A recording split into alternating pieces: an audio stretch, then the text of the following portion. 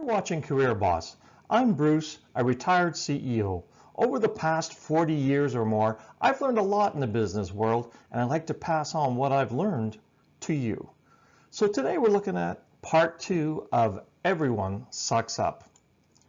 Question is this something that you should do? I hope that I'll be able to answer that question for you. Let's take a look. I look at this article from a company or a website called Wise Bread, and they said 15 ways to suck up at work that won't make you feel slimy. I did the first half in the previous video, and I'm getting at the second half right now. So I put it on what I call the Career Boss Slimeometer, where I'm scoring the strategies in terms of how much they are at sucking up and how much I think that they are not at all slimy to disgustingly slimy. Let's go. So here we have the 10-point scale we're going to be using. And here's a quick summary of part 1. We looked at gauge your target. Does your boss really like to have compliments, or does she or he not like compliments? We looked at retaining your values, whether sucking up is actually part of your vocabulary or your mindset at all. About being well-rounded, and this is about sucking up to all the important people that can help your career.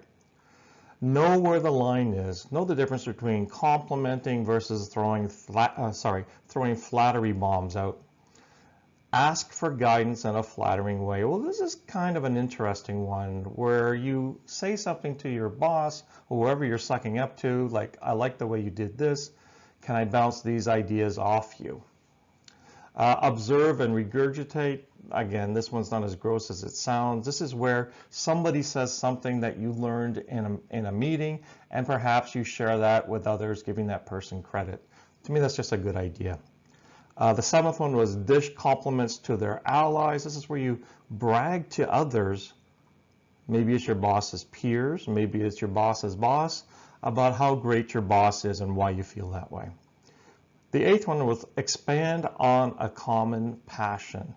So this is where you might say, I heard you like doing this, kind of a hobby. I'm into it too, and then try and engage in a conversation.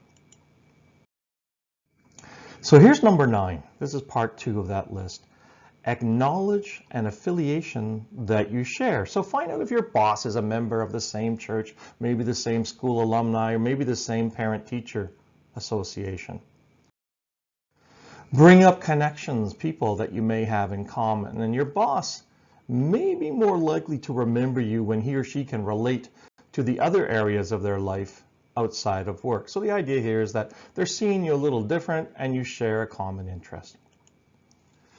The Career Boss score on that one is, I'd give it a 10 because I find it kind of slimy. It's got too much stalking and frankly, it's basically planned spontaneity.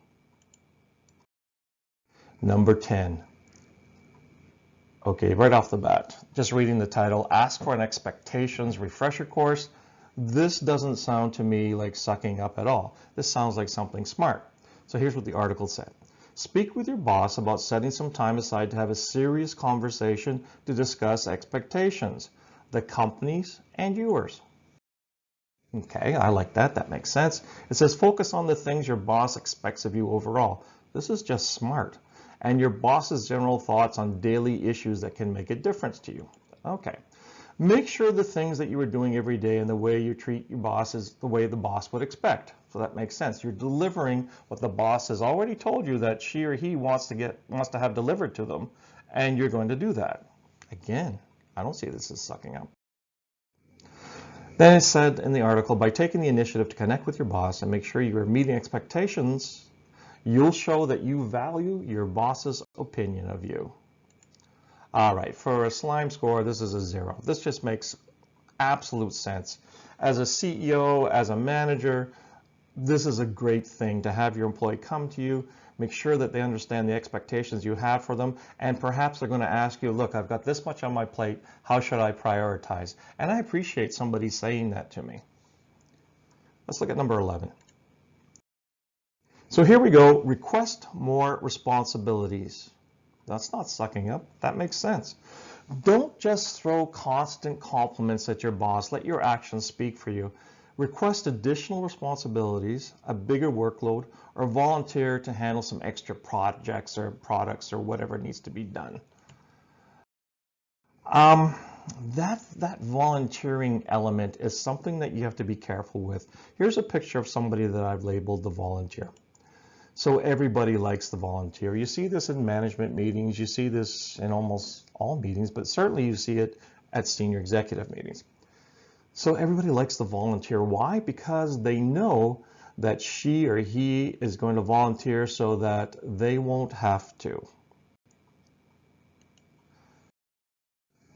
You can see more about these kind of the characters you see around the executive table or most meeting tables in this other video I have. Congrats, you're now an executive. Here are 10 executive characters who could be facing you, and I'll put a link up for that. Going on, about requesting more responsibilities, they said in the article, proving your ambition can have a bigger impact than saying, what a great blazer every day. Well, yeah. It goes on. By showing you care about what the boss cares about, you know, like your workplace, the boss is going to see you as an action taker and not just a talker, and that's a really important decision maker. Take action. Let your actions speak for you. Career boss slime score is a 0 on this one as well. All right. You know, it's funny. I would expect people would know that they have to be socially appropriate. In this case, we're talking about having that connection to your boss or other people or your boss's boss and being online. So let's get into it. I did like this one. In the age of social media, the article writes, you really need to maintain perspective on what's appropriate and what's not. So if you're tagging your boss in every Facebook post and every cute TikTok video as if you're now BFFs, you're going to likely come to regret it. I can guarantee you, as a boss, I did not want that happening at all. In fact, as a boss, I don't like to be on social media with any employees. So here's a career boss tip, not just about social media. Your boss is not your friend. Remember that. Your boss isn't trying to be your friend, or shouldn't be, and you shouldn't be trying to be the boss's friend. The relationship in a work environment versus a social environment are very, very different things. I've tried to do the boss as a friend thing, and it backfired very poorly on me. It doesn't make sense. Don't do it. So finally, it says, gushing and gloating publicly may not only be a turnoff for your boss, but it could also cause some serious office drama amongst your co-workers. Well, yeah, you're going to turn them off you, and you need your co-workers. So be a professional, not a creeper. So going on with that, being socially appropriate, even if you do get along great with your boss on a personal level, you've got to stay professional. Again, don't look at that friendship thing as something that's a great idea. I'm going to give an example in a minute. So the article goes on. I like this example. It says texting at 1 a.m. might be okay with your best buds, but if you try to take your relationship with your boss to that level of personal, you're just going to regret it. Okay, it'll prove that that you're not somebody that they can really appreciate. They don't see you as a business professional. You don't want to lose that. Finally, on the career boss score, if you do all these negative things, this is a 10 out of 10. Next one is prove you're a leader. So I can't see how this one is sucking up. But anyway, it says find the balance between keeping your boss happy with your performance without alienating other staff. So why did they say without alienating other staff? I guess that talks about the other examples I gave previously about sucking up. Don't go over the top. They'll see through you and they'll dislike you. And again, you need your coworkers to work with you. It also said don't engage in office gossip or get caught loitering in the break room every day. That makes sense. Stay on track and act like the leader you want to be, basically. Here's a career boss tip, or two of them. Don't be a phony fast walker in the office. Okay, so I know we've got COVID going on now, but a lot of offices are going to be open and we're going to all be back in offices soon. What a fast walker is one of those persons who likes to be seen walking through the office as if they're on a mission. They're going to be carrying a briefcase, they'll be carrying a notebook, they'll be carrying a laptop, they'll be carrying something, but the whole idea is that they're on a mission. And they're probably not. They're just going there to have that image thing happen. That's kind of phony. Oh yeah, gossiping can get you fired, the second part. I had to fire somebody because of that. What this particular person was doing was gossiping about people, especially the leadership, and then talking negatively of people, talking negatively of the company. It was going on and on and on. That particular division of mine had about 70, 75 people. And at this point, I had his manager talk to him and say, look, you got to knock this kind of stuff off. Gave him a couple of chances. He didn't stop. He just continued with his negativity. And unfortunately, even though he was a great employee, we had to let him go. So the slimy score on this one, 0. I mean, there's no sucking up here. You're going to be proving that you're a leader without alienating your coworkers. Number 14, don't be a wallflower. A wallflower is an old term that basically related to somebody who wouldn't get involved in anything. So, in line with proving your abilities to your boss and the office in general, you're going to have to find the confidence to speak up in meetings, other team activities and individual meetings, those kind of things. And I also teach at a university and a college. Again, I'm semi-retired. And that's one of the main things I have to do is get the students talking right away. And one of the things that I had to learn, because I wasn't a talker in class, was I had to learn to do that. And particularly when I did my MBA. And I would be sitting in class and I came to the realization that, you know, the prof would sometimes pick on people, but I realized I didn't like talking in class. I got over that, by the way. So what I would do is I would make it a point that when she or he asked a question, the prof did, I would be there with an answer. I would be sure that I would talk early, or if the prof said to me, you know, we can't, something that you've learned from this thing, I'd make sure my hand up went first, because what I found is the earlier I talked in a meeting, the more confident I felt. Because then I'm not looking at the time that's gone by, oh my God, I haven't talked for 15 minutes, I haven't talked for 20 minutes, I haven't talked for 25 minutes, and then I begin to sort of, the confidence recedes to talk. So this is what helped me. I made sure that I would talk as early as I can. Anyway. So this is what I just said. If you're shy to speak up, speak early in the meeting. It gets you warmed up and makes you feel comfortable in the environment. All right, going on. Offer suggestions, ideas, and show confidence in your abilities rather than sitting quietly. Again, this talks about don't be a wallflower.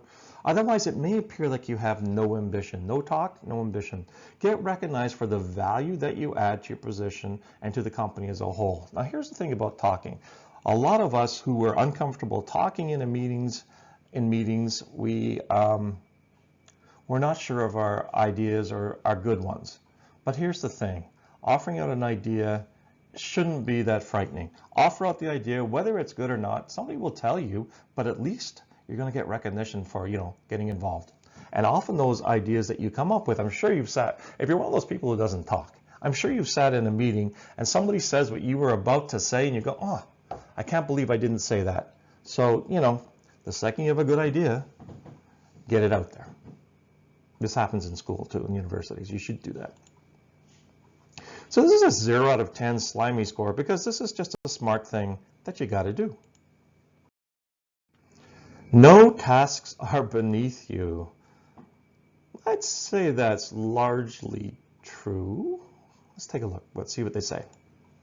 Want to show your boss that you care? File what needs to be filed. Do the menial tasks that move the office forward, and generally don't try to pull rank in any way. Do whatever needs to be done. Okay, so there's 2 points here. Do the menial tasks that move the office forward. Well, don't get stuck doing those menial tasks on a regular basis. Don't be the one that always has to change the coffee or clean the office kitchen, that kind of thing. Don't try to pull rank is a completely different thing. If you don't know what pulling rank means you use your higher level in the company to treat others like subordinates. Let's see what else it says. Oh, yes, okay. Hi, Rick. So Rick here just popped up. Rick was the chairman of a company of which I was CEO, and I was so impressed with Rick.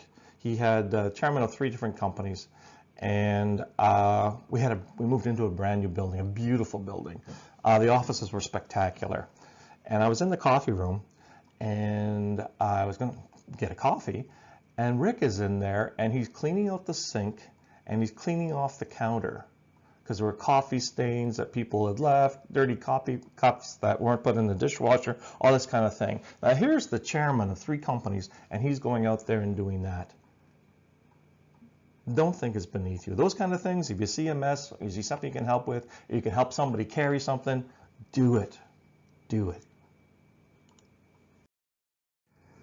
Finally, what's this? Oh, it goes on. You might be hired to be the director of finance, but if someone is out sick, or if simply something needs to be done, step up and do whatever you've got to do. This is a great thing. Director of finance, whatever the role you may have, don't think it's beneath you. And going on, no task. Taking initiative and staying humble. Okay, that's important. Will show your boss that you're awesome. Okay, and you should probably be considered for a promotion when the time comes. I don't know if I'd take it that far, but taking initiative is really, really important. So certainly do that. So no tasks are beneath you. This isn't sucking up. There's no sliminess here. 0 out of 10. So here's a summary of what we took a look at. Of these 9 to 15 ideas from the article, let me just recap. Acknowledge an affiliation you share. Basically, this is stalking your boss. To me, that's a 10 out of 10 in terms of sliminess. Number 10, ask for an expectations refresher course. Well, this isn't sucking up at all. This is 0. You got to do that. 11, request more responsibilities. This is not sucking up either. Again, 0. This is smart to do. 12, be socially appropriate. This is where you stalk and spam your boss online. Don't do that. Again, your boss is not your friend. Your boss, keep that relationship professional. Prove you're a leader. Again, this isn't sucking up. Do leadership things. Don't be a wallflower. Come on, okay, so this is an article about sucking up, and again, this isn't sucking up either. So in other words, get out there, don't be shy, get involved in the company, speak up at meetings. If you're a student, speak up in classrooms. And number 15 is no tasks are beneath you. To an extent, I'd say this shouldn't be sucking up. If you see something that needs to be done or you need to help out, just do it. So 5 of these last sucking up strategies from the article aren't sucking up at all in terms of my opinion. Okay, so here's some final thoughts from the article. It says sucking up shouldn't be about flinging out random compliments and bringing your boss her favorite type of coffee every chance you get.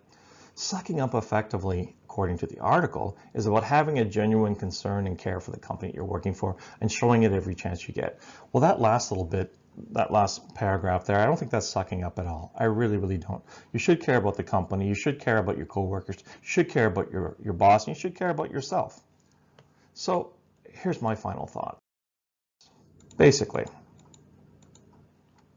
you don't need to suck up, but you do need to jump in and help your team, your boss, and your company, because that's something that's completely different. I don't think sucking up really works, at least not for all bosses. I'm Bruce from Career Boss. I appreciate you watching. If you like what you've seen, please tell me that you like it. Click the button, thumbs up, or even subscribe. Thanks again.